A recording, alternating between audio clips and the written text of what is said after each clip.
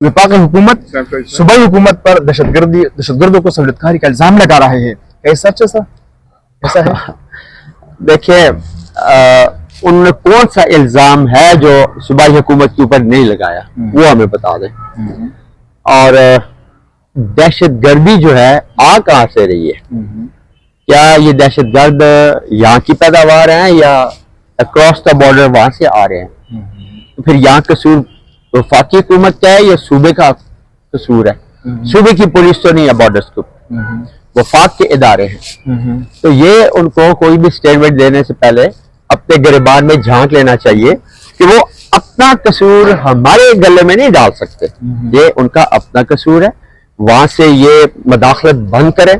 सूबे के अंदर यस, ये सूबे की जिम्मेदारी है इन सेटल्ड एरिया में कि वो लॉ एंड ऑर्डर को कंट्रोल करे। लेकिन जब वहां से जैकेट लेके और असला बारूद लेके लोग सेटल्ड एरिया में दाखिल हो जाए उन्हीं गैर मारूफ रास्तों से, तो फिर यहाँ सूबाई हुकूमत क्या कर सकती है? जो जरूरत है, और हम बार बार ये बात का अदा कर चुके हैं कि वफाक और सूबे को एक पेज पे बैठना चाहिए, एक मीटिंग करनी चाहिए और बैठ के जो हमारी रिजर्वेशन है सूबे के लोगों की या ट्राइबल बेल्ट में जो हमारे MPs हैं उनकी, और ये सुन लें, उनको सुनने में तो कोई हर्ज नहीं है, और ये अपनी तजावीज दे देंगे। आप अपनी बात रखें सामने और बिटवीन द लाइन कोई रास्ता निकल आएगा ताकि हम सब मिलजुल कर इस दहशतगर्दी के अफरियत का खात्मा कर सकें। DSPR साहब ने ये भी रिमार्क्स दिया था, ये भी इल्जाम लगाया था कि सुहेल अफरीदी गाड़ी के स्मगलिंग में, मुंशियात में मुलव्वस है। कितनी सच्चाई है इस इल्जाम में? उनकी मालूमात ज्यादा होंगी, वो तो इल्जाम लगाने के मास्टर हैं, और मेरे ख्याल में इतने बड़े ऑफिसर को इस लेवल की बातें नहीं करनी चाहिए। अच्छा, जो गवर्नर है उसने भी धमकी दी है कि सूबे में गवर्नर राज लग सकते हैं। सर, अगर गवर्नर राज लग गया तो आप क्या समझते हैं?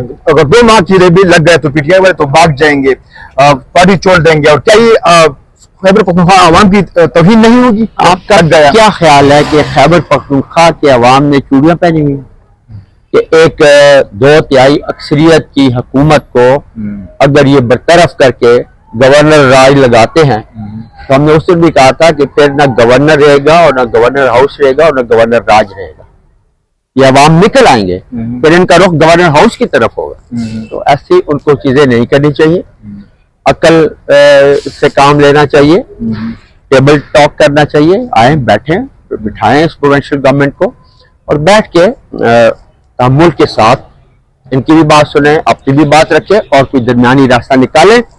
और एक बात 100% कि भाई दहशतगर्दी किसी के मफाद में नहीं है, तो भाई हमारे सूबे के अंदर हो रही है। हमारे फौजी जवान, हमारे पुलिस के लोग, हमारे सिविल के लोग वो इसकी नजर हो रहे हैं, तो क्यों सूबाई हुकूमत किसी दहशतगर्दी की मदद करेगी? कोई दहशतगर्दों की हुकूमत तो यहाँ पे नहीं है, यहाँ तहरीक इंसाफ की हुकूमत है जो रूल ऑफ लॉ पे बिलीव करते हैं। तो इसलिए ऐसी चीज का फन हम उसके हक में नहीं है, होनी चाहिए। और जो ये बातें वहां इस्लामाबाद में बैठ के कर रहे हैं उनको ऐसी बातें नहीं करनी। सर, आखिरी सवाल, जरा से ये भी मालूम हुआ है कि दोबारा PTI पर सख्ती होगा। अब ऐसे में अभी ये भी खबर आई है कि PTI में बहुत ज्यादा लोग वापस इस्तीफा देंगे, PTI को छोड़ देंगे। क्या ये सच है? ऐसा होगा? देखिए, कहने में क्या हर्ज है, अगर कोई अपने ज़हन के मुताबिक कोई राय कायम करता है तो करता रहे, लेकिन जो हमने देखा है PTI के लोग they are very much committed. वो सख्तियां पहले भी तो बर्दाश्त करते ही रहे, कितने लोग छोड़ के चले गए हैं, कोई भी नहीं गया, तो आइंदा भी सख्तियां कर ले, इससे कुछ फर्क नहीं पड़ गया। पार्टियां खत्म नहीं होती, नजरियात खत्म नहीं हुआ करते, ये याद रखें। खत्म होते तो इमरान खान को आज 2.5 साल हो गया जेल में, खत्म हो जाती ना PTI में। रात को भी देखा आपने अडयाला के आगे किस तरह लोग जो है सख्त सर्दी में ठंडे पानी का मुकाबला कर रहे। ये इंसाफ था इस मुल्क के अंदर कि जो लोग बैठे हुए हैं अपने भाई से मिलने के लिए, बजाय इसके कि आप उनकी मुलाकात करा के खत्म करें मामले को। मुलाकात में क्या 10 मिनट की मुलाकात चाहिए थी ना, और क्या होता? तो नहीं, आपने उनके ऊपर तशद्दुद किया रात को। This is no way.